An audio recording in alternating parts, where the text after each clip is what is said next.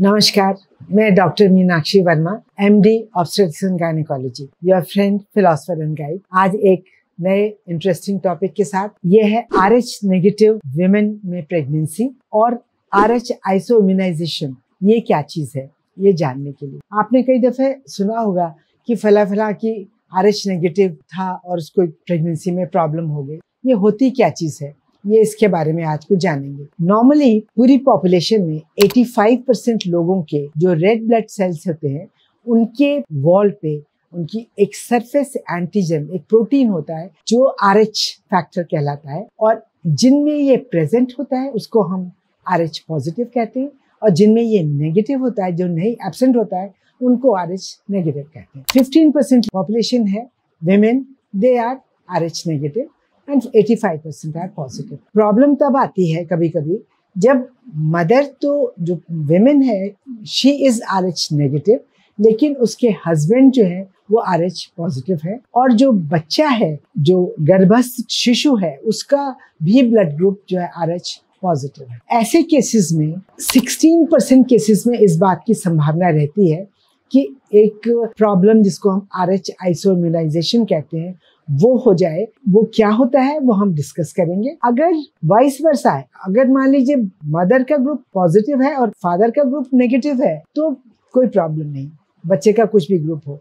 अगर दोनों का ही, हस्बैंड वाइफ दोनों का ही ग्रुप नेगेटिव है और बच्चे का तो नेगेटिव तो हो ही जाएगा, तो भी कोई प्रॉब्लम नहीं। सिर्फ प्रॉब्लम तभी आएगी मदर का नेगेटिव है एंड फादर का पॉजिटिव है। अब ये RH इम्यूनाइजेशन होता क्या है, कैसे होता है और क्यों होता है, इसको मैं थोड़ा सा आपको एक चार्ट से एक्सप्लेन करूंगी। नॉर्मली फर्स्ट प्रेगनेंसी में जैसे मदर RH नेगेटिव है और बच्चा है RH पॉजिटिव, बच्चे के कुछ सेल्स, फीटल सेल्स, जो ब्लड सेल्स है, वो they break into the maternal circulation.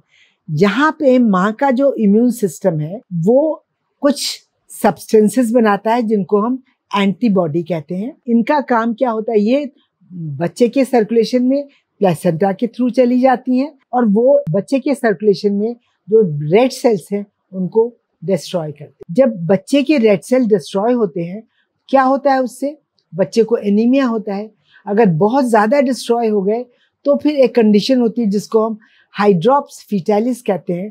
इसमें बच्चे को पूरे शरीर में स्वेलिंग हो जाती है, पेट में पानी भर जाता है, हार्ट में पानी भर जाता है, और फिर बच्चे की डेथ हो जाती है, जिसको हम इंट्रायूट्राइन डेथ कहते हैं। माँ को पहले प्रेगनेंसी ऑलरेडी हो चुकी है और उसके अंदर ये एंटीबॉडीज पहले से ही प्रेजेंट हैं, तो जैसे ही बच्चा पॉजिटिव होगा, जो बच्चा पॉजिटिव है वो पेट में आएगा, तो माँ से ये एंटीबॉडीज थ्रू प्लेसेंटा बच्चे के पास पहुंचती जाती हैं और बच्चे के रेड सेल्स को वो डिस्ट्रॉय करती जाती हैं।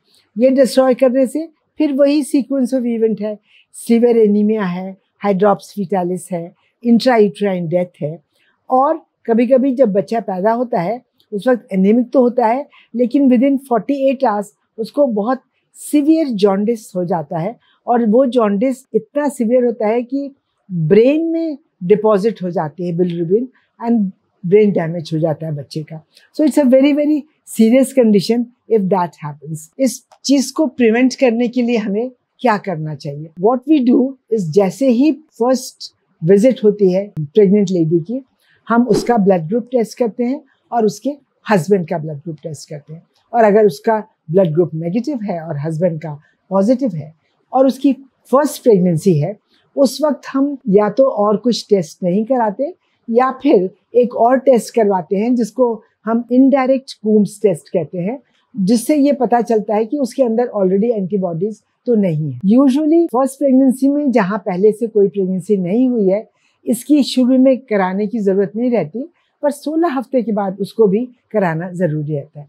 पर अगर पेशेंट ये हिस्ट्री देती है कि उसके पहले अबॉर्शंस हो चुके हैं या कोई एक्टोपिक प्रेगनेंसी हो चुकी है या इसी प्रेगनेंसी में ब्लीडिंग हो चुकी है, तो हम इमीडिएटली वो इनडायरेक्ट कूम टेस्ट भी करवाते हैं to see whether it is positive और नेगेटिव।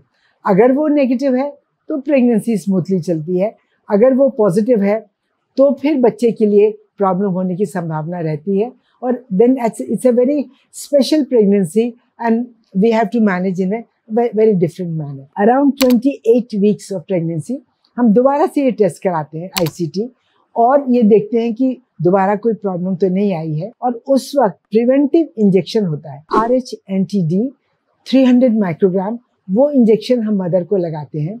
उस इंजेक्शन का फायदा ये होता है कि अगर बेबी के ब्लड सेल्स मदर के सर्कुलेशन में आते हैं तो मदर का जो इम्यून सिस्टम है उनको अटैक करे उसके पहले ही ये जो इंजेक्शन है उसको डीएक्टिवेट कर देता है उस एंटीजन को। जब वो एंटीजन डीएक्टिवेट हो गई तो मदर का इम्यून सिस्टम आगे एंटीबॉडीज बनाता ही नहीं है और बच्चे को कोई नुकसान नहीं होता। जब डिलीवरी हो जाती है, डिलीवरी के बाद जो बच्चे का कॉर्ड ब्लड होता है उस कॉर्ड ब्लड को हम फिर से टेस्ट करते हैं।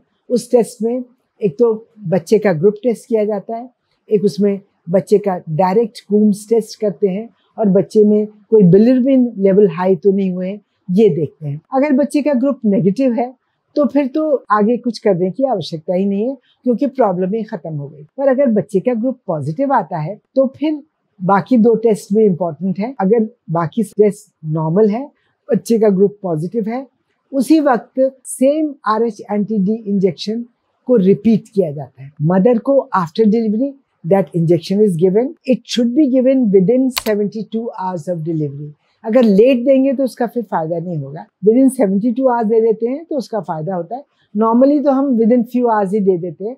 जैसे ही बच्चे के टेस्ट हमें मिल जाते हैं और अगर बच्चा पॉजिटिव है तो हम माँ को ये इंजेक्शन लगा देते हैं। उस इंजेक्शन का क्या फायदा होता है? उस इंजेक्शन का फायदा ये होता है कि जो बच्चे मदर की आगे आने वाली प्रेगनेंसीज हैं उनको प्रोटेक्ट करने के लिए, क्योंकि at the time of delivery there is a lot of blood exchange between baby and mother. बच्चे के काफी सारे ब्लड सेल्स जो हैं वो मदर के सर्कुलेशन में आ जाते हैं जब प्लेसेंटा सेपरेट होता है।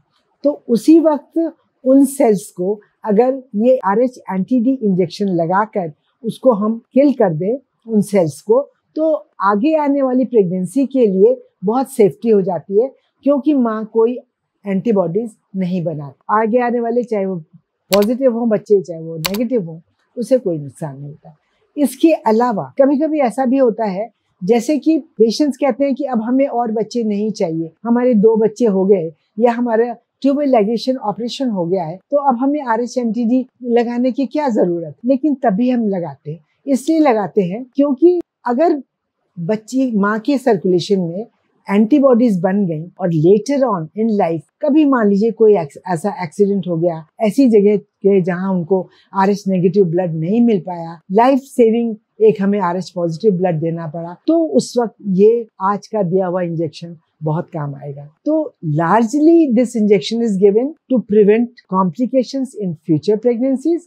लेकिन कभी कभी जब प्रेगनेंसी नहीं भी चाहिए होती है तब भी वे इंसिस्ट कि ये इंजेक्शन ले लेना। RH प्रेगनेंसीज का अगर प्रॉपरली मैनेज की जाए तो बहुत स्मूथली चलती हैं, कोई प्रेगनेंसी कॉम्प्लिकेशंस नहीं होते और ना ही बच्चे के ऊपर कोई कॉम्प्लिकेशन होता है। लेकिन इम्प्रॉपरली मैनेज्ड या आपने इंजेक्शंस नहीं लगाए आफ्टर डिलीवरी और बाद की जो आगे आने वाली प्रेगनेंसी है उनमें जब खराब असर आता है वो प्रेगनेंसी बहुत कॉम्प्लिकेशन होते हैं और उनको साधारण तौर पे मैनेज करना बहुत मुश्किल है। This is very challenging to manage them. और बहुत स्पेशल सेंटर्स होते हैं जहाँ पे उनका ट्रीटमेंट हो सकता है, जैसे कि टर्शरी सेंटर्स हैं जहाँ पे इंट्रायूट्राइन ब्लड ट्रांसफ्यूजन दिया जाता है बच्चे के लिए। ट्रीटमेंट्स होते हैं which I can not cover in this. बस आपके लिए इतना ही समझना काफी है कि हमें अपना ब्लड ग्रुप जानना चाहिए जल्दी से जल्दी, जैसे ही हमें पता लग जाए उसकी प्रॉपर मैनेजमेंट होनी चाहिए all through pregnancy and everything will be fine. मुझे उम्मीद है आपको ये अच्छा लगा होगा और इसको लाइक करिए मेरे वीडियो को और मेरे चैनल को सब्सक्राइब करिए। धन्यवाद।